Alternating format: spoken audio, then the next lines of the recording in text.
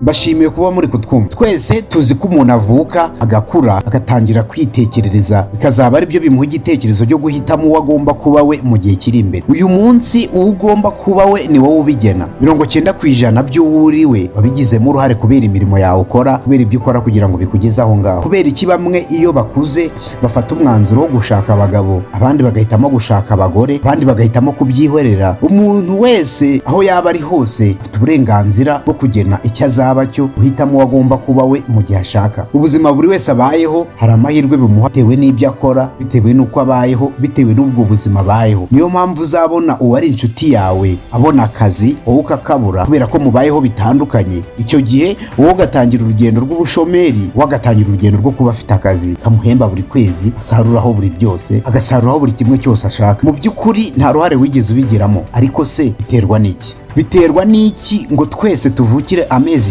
9 twambaye kimwe, ariko nitugera ku isi tuhite dutangira urugendo rwo kubaho bitandukanye? Bamwe babeho byuzuye, abandi babeho biri aho ngaho, twese tubayeho bitandukanye kandi twaravukiye amezi 9 twaraje twambaye kimwe. Ngiyi impamvu ituma abantu benshi batinda gushaka, abandi bagatinya kubaka ingo, abandi bakabyihorera, abandi bakihutira kubikora. Turaza kugaruka ku ruhare rw'abakobwa. Kubera iki abakobwa benshi bamwe bihutira gushaka abandi ntibabyihutire? Biterwa n'iki? Iyi ni Star Galaxy TV. Nitwa Kebris Umugwaneza, mbahaye ikaze.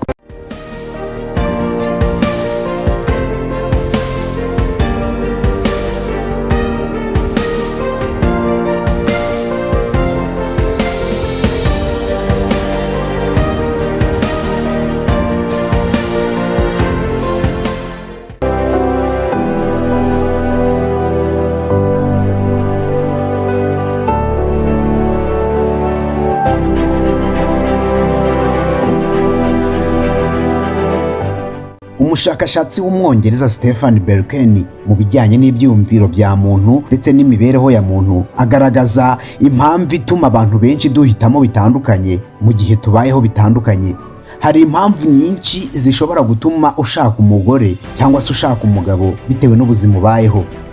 Yavuze ko hanini usanga impamvu ituma abakobwa badashaka, abandi bagashaka vuba, abandi bakihutira gushaka, abatihutira gushaka yewe rimwe na rimwe bakabyihorera, ariko inyamara bakazabyarira iwabo, usanga hanini batinya kuba mu buzima bugoranye, kubana n'abagabo bakennye, kubaho batabona ibyo bashaka, kubaho batisanzuye ndetse n'ibindi.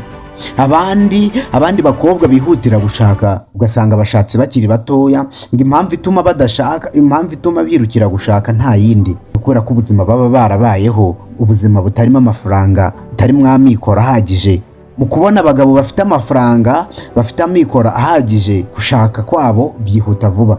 Uhise wibaza ngo nimba abakobwa iyo ariyo mpamvu, kubera iki hari abadashaka inyamara bo bakanabyihorera burundu? Iyo umukobwa atashatse, atigeze ashaka umugabo, akabyihorera burundu, haba hari option ebyiri: kuba yaragumiwe cyangwa se kuba afite ikindi kibazo.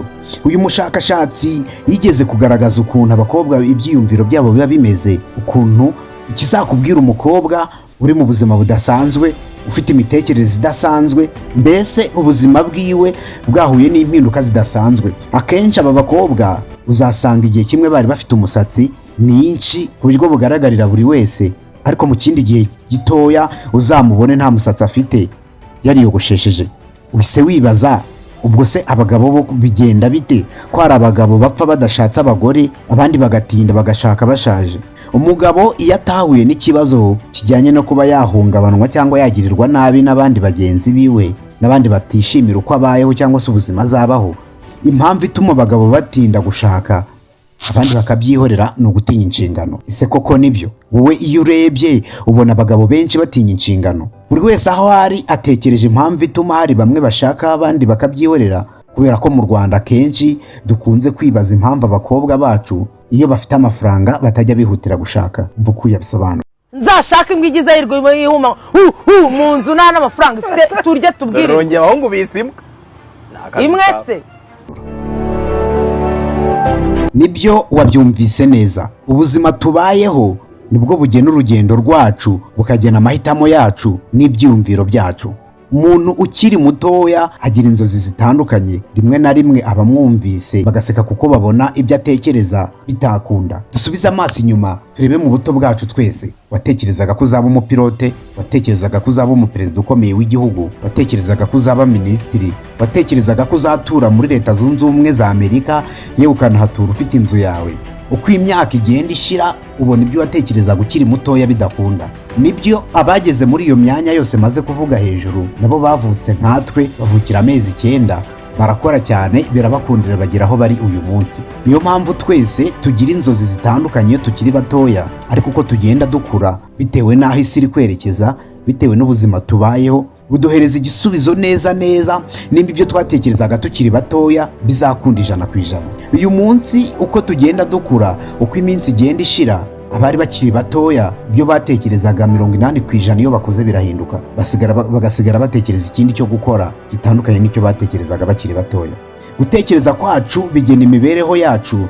Nutekereza neza ugatekereza ibyo ugiye gukora neza, bizagena imibereho yawe myiza. Ariko nanone nutekereza nabi ugatekerezaho kubaho ubuzima bugoye, ukabaho ubuzima budafite icyerekezo, uzabaho mu buzima bugoye.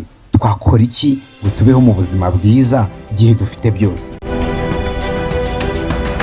Nta munsi n'umwe abatuye isi bose bazigera babaho ubuzima bwiza, kubera ko uyu munsi ukurikije ukuntu isi iri ku muvuduko udasanzwe mu iterambere, yewe mu bijyanye na tekinoloji, kubura kw'akazi ahantu henshi mu makampani menshi, abakozi bazabagabanya bitewe n'uko tekinoloji yiyongereye. Ndaguha urugero, muri Leta Zunze Ubumwe za Amerika cyangwa se mu gihugu cy'Ubushinwa, yewe n'ibindi bihugu byose byateye imbere, imirimo iremereye, imirimo ivunanye usanga ikorwa n'amarobo. Yewe hari n'itavunanye usanga ahanini ikorwa n'amarobo. Mbere y'uko amarobo aza, icyo gihe cyose iyo mirimo yakorwaga n'abantu. Bivuze ngo ni imirimo bahemberwaga, ni imirimo bari mu kazi ibinjiriza umunsi ku wundi.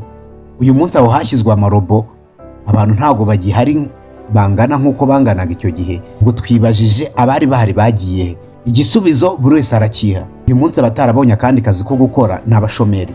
Niyo mpamvu uyu munsi nutekereza neza ugapanga ibintu byawe neza, ubuzima bwawe ukabuhereza icyerekezo, ukabivana mu magambo ukabishyira mu bikorwa, uzatera imbere. Ngaba abakobwa banze gushaka n'impamvu zituma badashaka, kubera ko batinya ubuzima bubi, batinya ubushomeri bazahura nabwo nibamara gushaka, batinya guhubukira gushaka, impamvu nyinshi zitandukanye. Ubukwe bwe rero nibuza buzaba, nibutanaba ntabwo ari ngombwa cyane, kuko ntabwo nibwira ko agaciro k'umukobwa cyangwa k'umugore kari mu gushaka.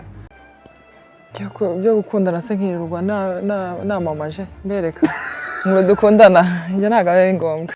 Nzashaka imbwa igize ayirwa yihuma mu nzu nta n'amafaranga ifite, turye tubwire. Rongera abahungu bise imbwa. Imwe se bose bahuriza ku kuba batinya ko bashaka abagabo, nyamara abo bagabo badafite amafaranga, ugasanga hari n'abo barusha amafaranga bo ubwabo, kandi ibi ngibi bikaba byakurura agasuzuguro mu rugo. Reka dusoze ikiganiro cyacu twibaza, abahungu nibatabona amafaranga ahagije, abakobwa nibatabona abagabo babarusha amafaranga, icyo gihe gushaka bizahagarara. None se abahungu bazasaza ari ingaragu kubera ko badafite amafaranga ahagije? Abakobwa se bo bazagumirwa kubera ko batinya kuba bajya ku basore badafite amafaranga? Twese dufite ibisubizo bitandukanye. Iyi ni Star Galaxy TV. Mwakoze kuntiza amatwi yanyu, mwakoze kuntiza umwanya wanyu. Kora subscribe kugira ngo ujye ubana natwe buri munsi, hanyuma ikiganiro gisangize n'abandi kugira ngo bajye bakibona buri munsi. Njye nitwa Kebrice umugwaneza, ndabashimiye.